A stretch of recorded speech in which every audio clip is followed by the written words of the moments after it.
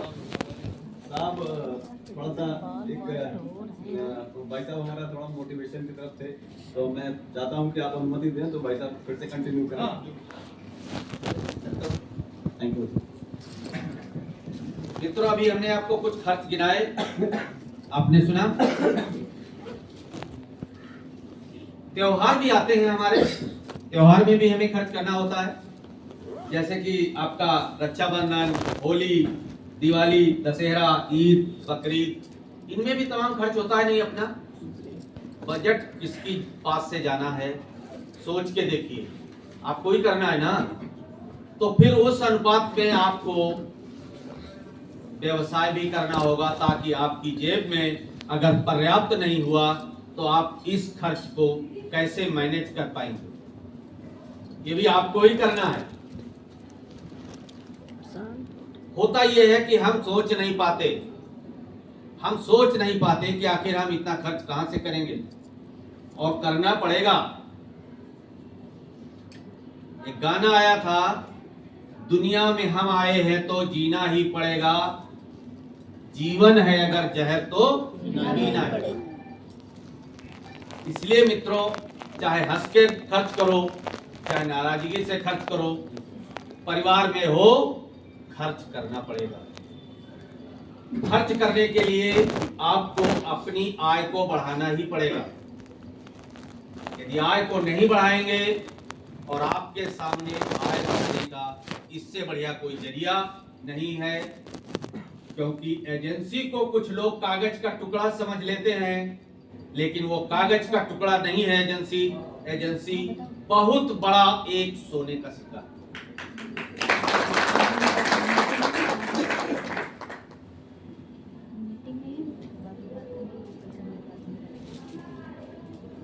जब भी आप टिप्स की बात करते हैं मित्रों, आप लोगों में से कोई बता सकता है कि जब बीमा धारक का बीमा करते हैं तो क्या जन्म तिथि लिखते हैं ना?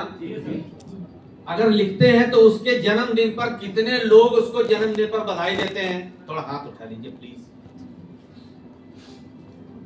अपने बीमा धारक की, जिसका बीमा आपने किया था, उसकी जन्म तिथि आपने लिखी थी, उसकी जन्म तिथि पर क्या उसे बधाई देते हैं? अपने मोबाइल से जब आप उसका बीमा करते हैं तो निश्चित तौर से मोबाइल नंबर भी लेते हैं, उस मोबाइल नंबर को अपने पास सेव भी करते हैं। तो आपको यह भी याद रखना जरूरी है कि आपके बीमा धारक की जन्म तिथि कब है। आप उसको अपने व्हाट्सएप से अगर जन्म तिथि की उसको बधाई दे देंगे, यकीन मानिए, मैं आपको विश्वास के साथ विश्वास दिलाता हूं, वो व्यक्ति आपको निश्चित तौर से दिल से मानने लगेगा। लेकिन हम ऐसा कुछ लोग करते हैं, हमें लगता है कि सब लोगों को करना चाहिए। बात करें, हम जब बीमा करते हैं तो बीमा करते समय हम सब कुछ पूछते हैं, पिताजी हैं कि नहीं है, माताजी हैं कि नहीं है। सही बात ये नहीं है। सही बात यह है कि हम उस व्यक्ति के पास तब जाएं जब हमें पता होना चाहिए कि उसके बच्चे कितने हैं, वो करता क्या है, माता पिता हैं कि नहीं है।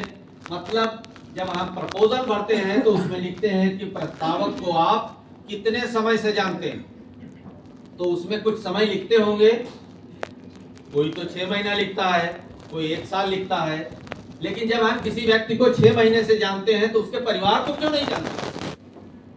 उसके परिवार में ये क्यों नहीं जानते कि उसके बच्चे कितने, उसके माता पिता हैं कि नहीं है।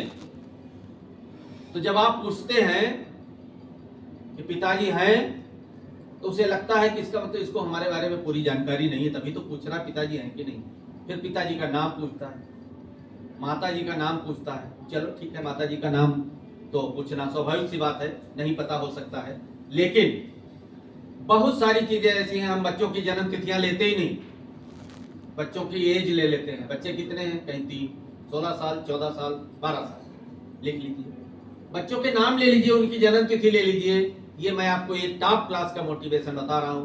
अगर आपने बच्चों का नाम लिखा, उनकी जन्म तिथि लिखी, तो उनकी जन्म तिथि पर अगर उसके बच्चे की जन्म तिथि पे आपने मुबारकबाद दी उसको जन्म तिथि की, तो भी वो व्यक्ति आपको याद रखेगा।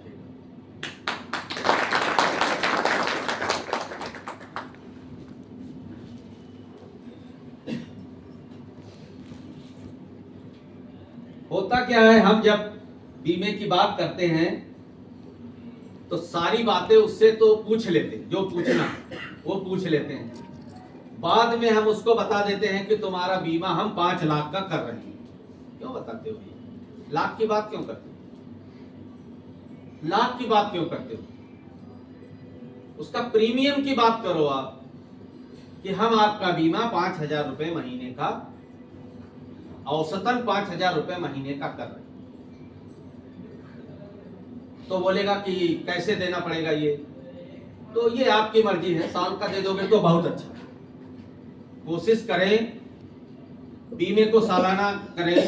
सालाना बीमा करने में आपको थोड़ा सा सभी मतलब क्लब मेंबर में भी आपको आसानी रहेगी, आपके लैब सेशन में भी आसानी रहेगी, और एक मोटा कमीशन भी आपको पहुंचेगा।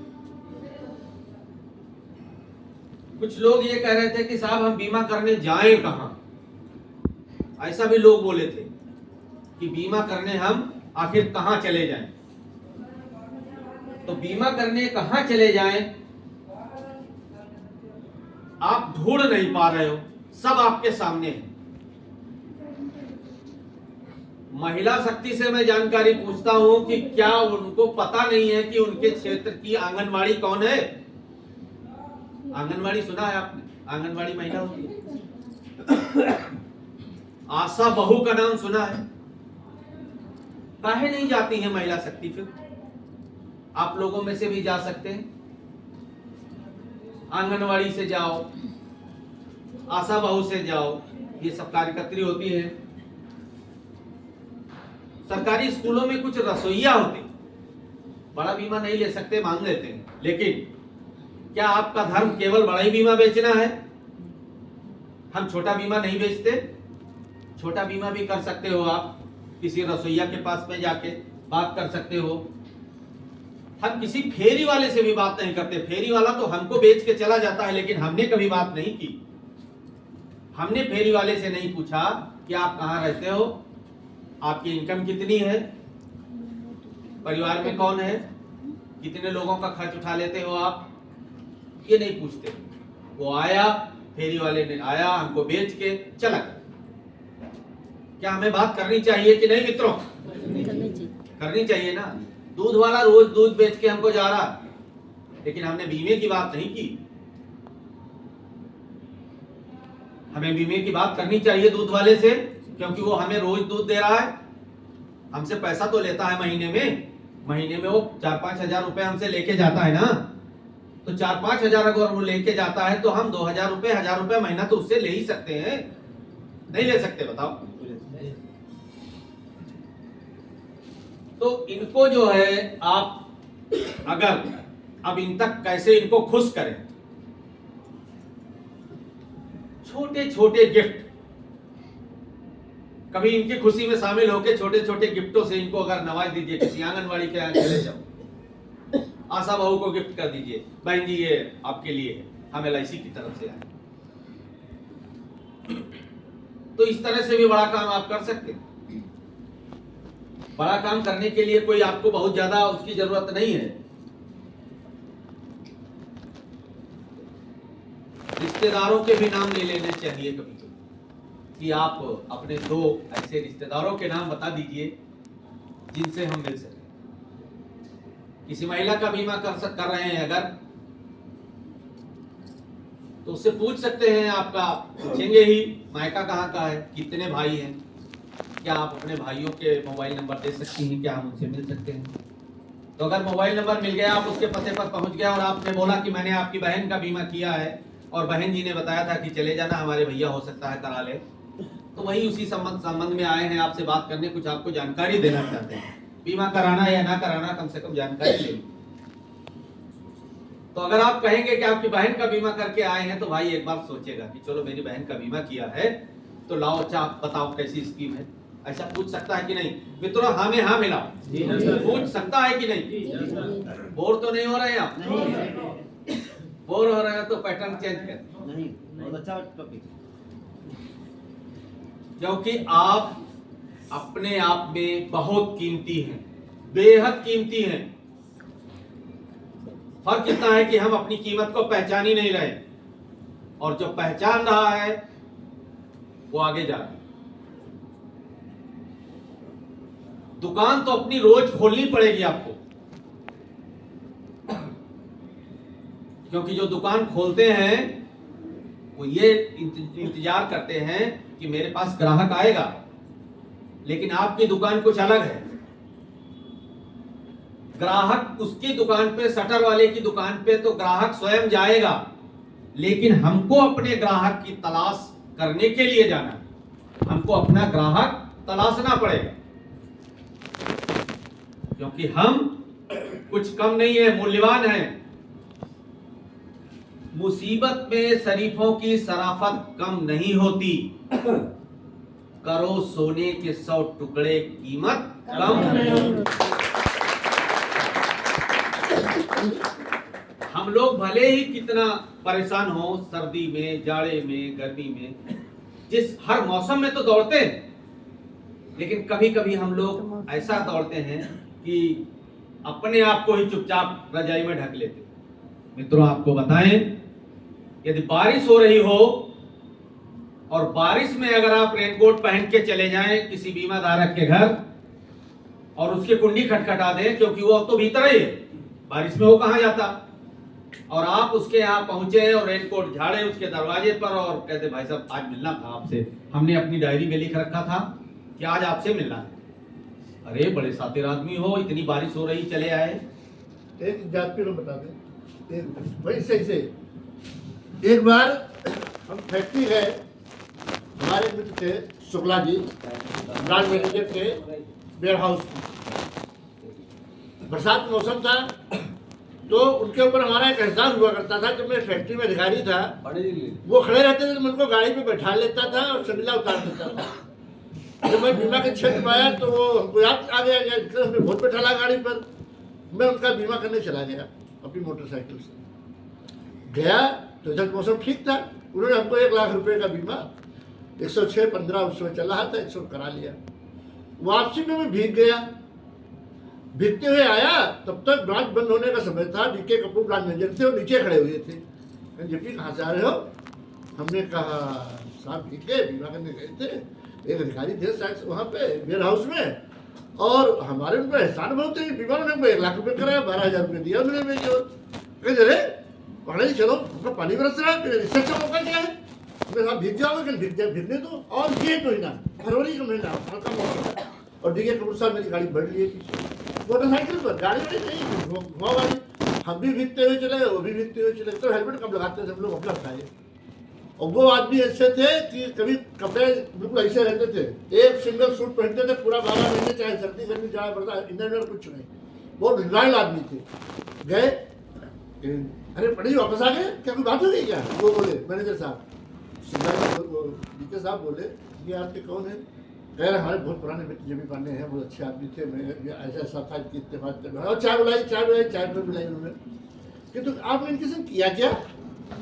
फिर क्या किया? आपने 1 लाख रुपये बीमा किया और ये बेचारे भीगते हुए आए और फिर भीगते हुए आए, क्या आपको कुछ हिचक नहीं हुई कि इस आदमी को आपने 1 लाख रुपये बीमा दिया? अरे उन्होंने तुरंत कहा जितने मन हो उतने कर लो। उस समय 5 लाख का बीमा बड़ा, ये 2003 की बात है, 5 लाख का बीमा बड़ा कहा जाता था। उन्होंने तुरंत 75-20 कर ले लूंगा मनी भाई की, क्योंकि मुझे इनकम टैक्स जरूरत पड़ती है।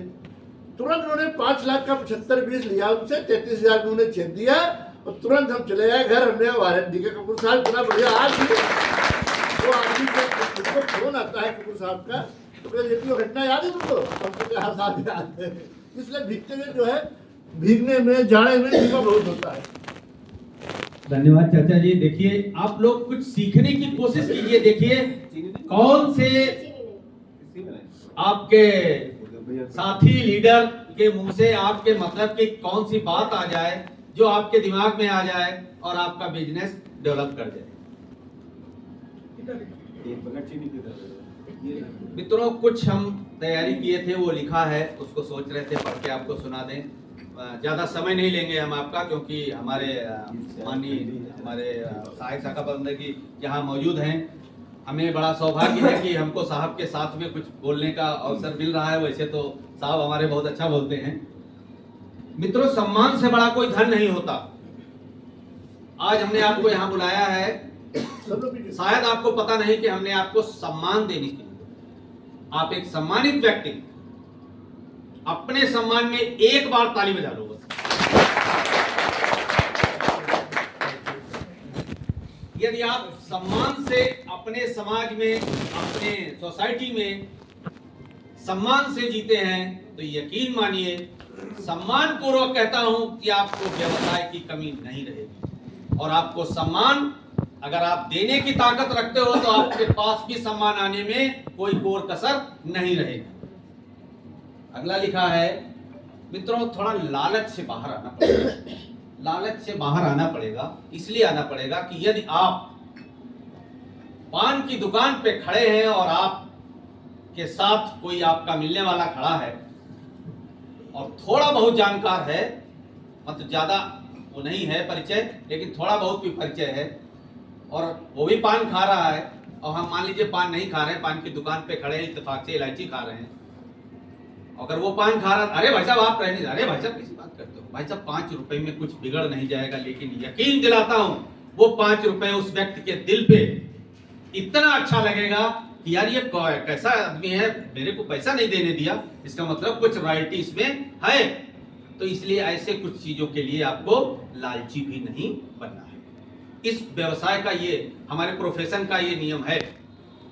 अगर आपने सोचा कि वो आया है वही हमको पानी खिलाए, यार ये तो बड़ी गलत है। उससे उम्मीद नहीं करनी, आपको अपने पास से खर्च कर देना। कभी भी किसी भी व्यक्ति से हमें ईर्ष्या नहीं करनी है, भले ही उसने हमसे बीमा कराया या नहीं कराया। और अगर वो ना बोल रहा है तो बहुत लोग कहते हैं, कह रहे हैं इससे जब बात करते हैं बीवी, जब ना ही बोलता है। और आपस में भी नहीं करनी है ईर्ष्या, आपस में भी ईर्ष्या नहीं करनी है। चाचा ने सही कहा, थैंक यू।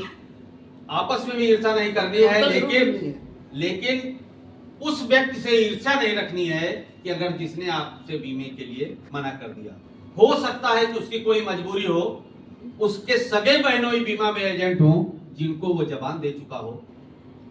आप ऐसा क्यों नहीं सोचते हो सकता है उसकी बहन एजेंट हो, दूसरी ब्रांच में हो, तो अपनी बहन के लिए प्रॉमिस कर दिया हो उसने। कुछ तो मजबूरियां रही होंगी, वरना कोई यूं ही बेवफा नहीं होता।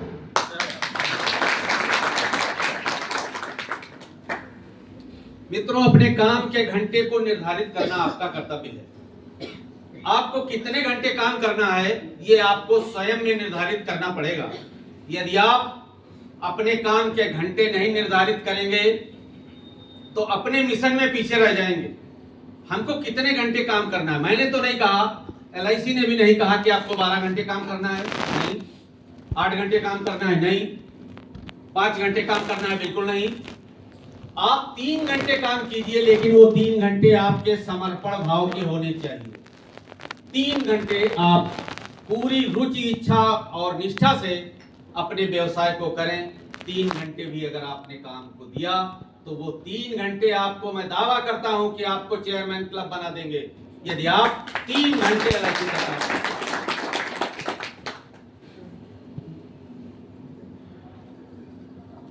ईमानदारी को दिल से निभाएं। ईमानदार व्यक्ति की ही पूजा होती है, उसकी इज्जत भी होती है, उसका सम्मान भी होता है लोगों की नजर में।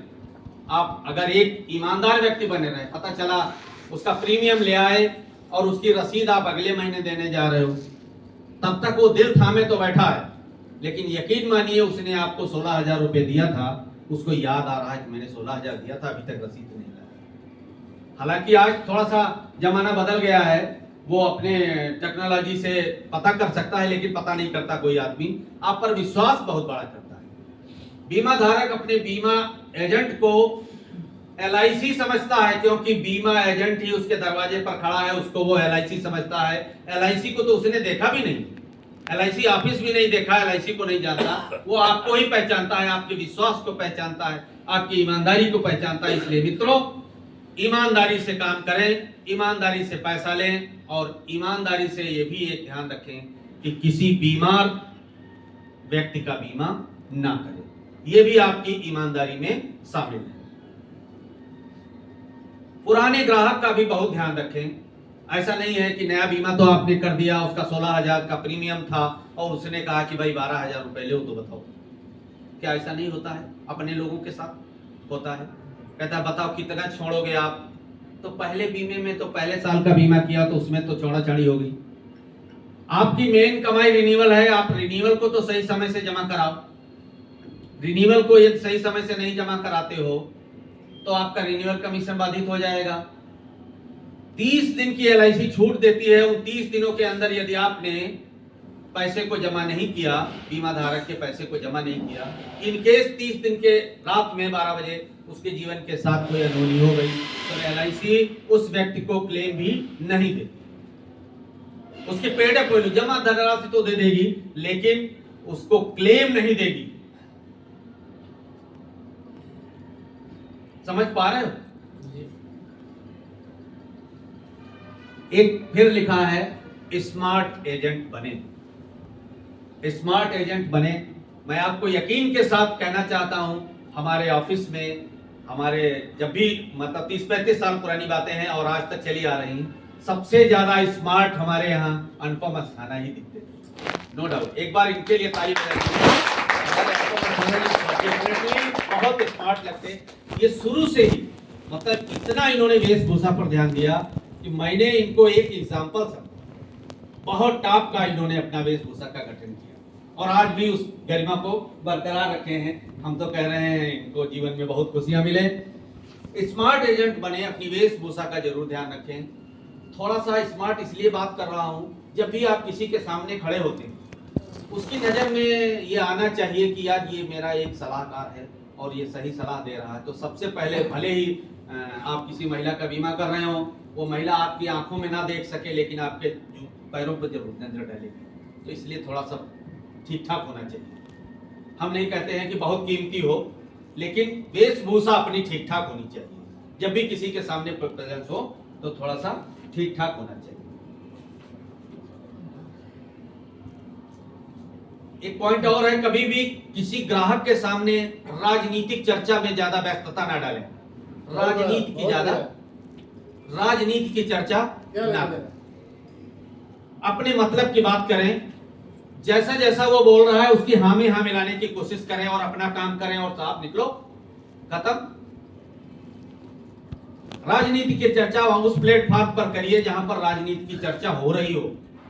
जहां पर आप बीमा धारक से कोई ताल्लुक ना हो वहां आप राजनीतिक बनिए, अपने धर्म की बात करिए, अपने मजहब की बात कीजिए, लेकिन बीमा धारक के साथ बैठ के जो समय आप अपना कीमती लेकर गए हैं और उसने अपने कीमती समय को दिया है, इस पीरियड में आप उससे राजनीति से संबंधित कोई बातचीत ना करें।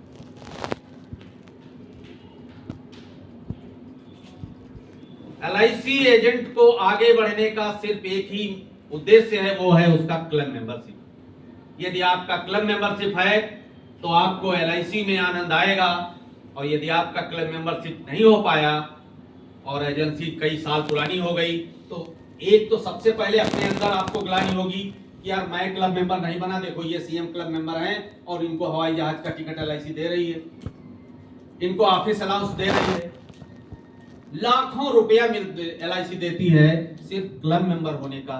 तो आप क्लब मेंबर की वजह से, अभी हमारे कुछ साथियों ने कहा कि हमको क्लब मेंबर का पता नहीं, मुझे बड़ी अपने पर लाज आती है कि मैंने कई बार क्लब मेंबर की चर्चा की और हमारे साथियों ने हाथ भी नहीं उठाया। खराब लगता है। सर अभी आपको थोड़ा सा मोटिवेशन देंगे, हम अभी निवेदन करते हैं साहब से कुछ थोड़ा सा सूक्ष्म ज्ञान देंगे। अगला ध्यान ये रखना है मित्रों, वाहन चलाते समय थोड़ा सा ये ध्यान रखें, सावधानी से चलाएं।